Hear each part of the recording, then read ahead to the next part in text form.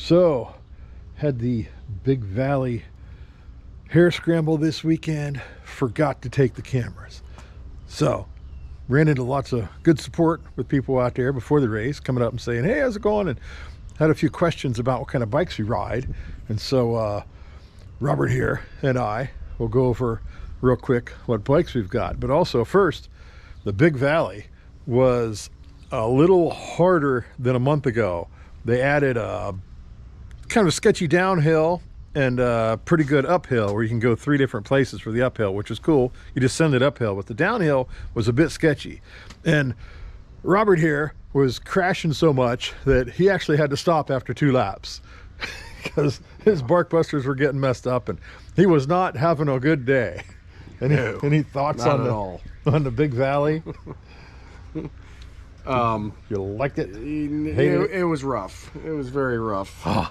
Rough. Yeah, not a good hare scramble for first timers, people just getting started, but it was a good challenge for people that had experience and everything.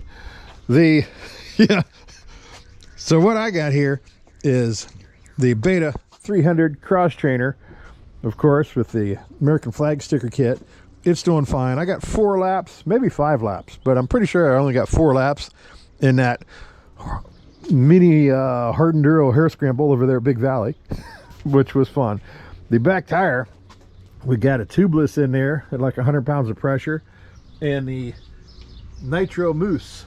The Nitro Moose, cut the inside half of that out, and you can run this thing with 0 pressure or 2 or 3 pounds pressure if you want to go faster, so it's not so marshmallowy. But that thing gets awesome traction, all kinds of stuff, rocks, hills, whatever.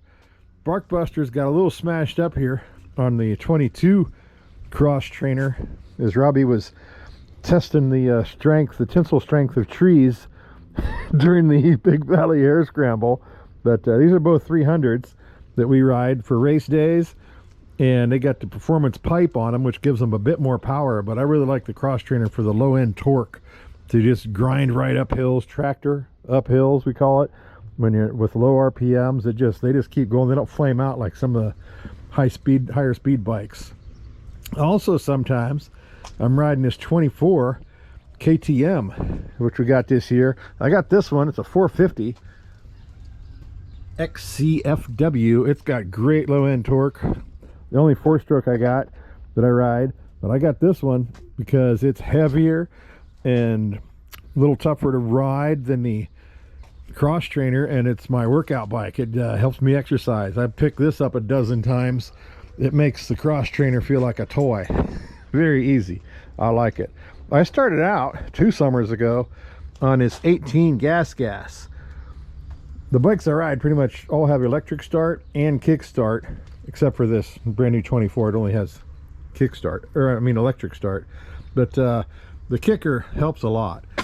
These are a 300 GP, it's called gas. And I started out riding that thing with a Recluse clutch, which is fairly comfortable. The Recluse clutch is like an automatic, basically. It doesn't die out too bad in the turns or in the mud. Also, when I did sink this in a giant mud puddle small pond one day, after first getting it, water got in the engine, so it was laid up for a couple weeks. So I got another 2018 gas without the Recluse clutch. This is my backup bike for the first 2 years, riding this thing around. It's also a 300, of course. And yeah, so there's a pair.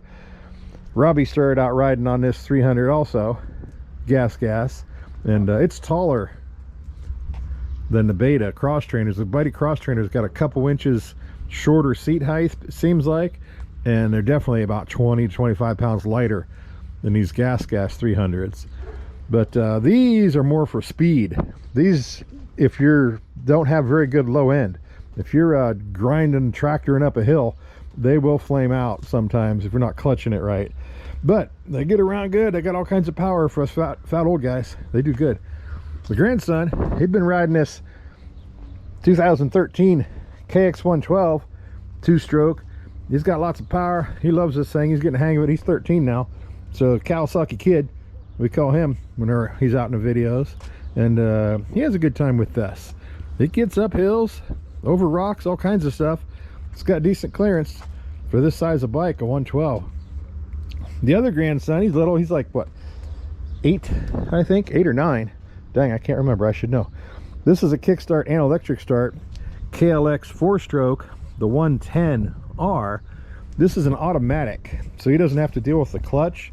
So he's learning how to ride on this thing, but hasn't been out too much yet this summer. He's got to get out some more.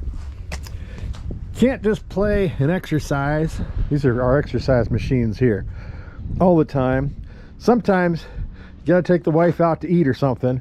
So we motor around in the 70 Le Mans with the 350, all original, to get her out once in a while. Got to give the woman a little attention once in a while, so she gets to go out in that sometimes.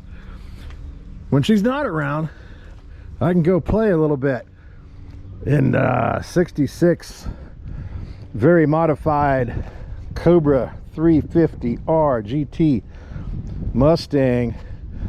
This is my fun toy when you want to go fast. Those horsies are nice, those iron horses. Sometimes you got to get into the other horse.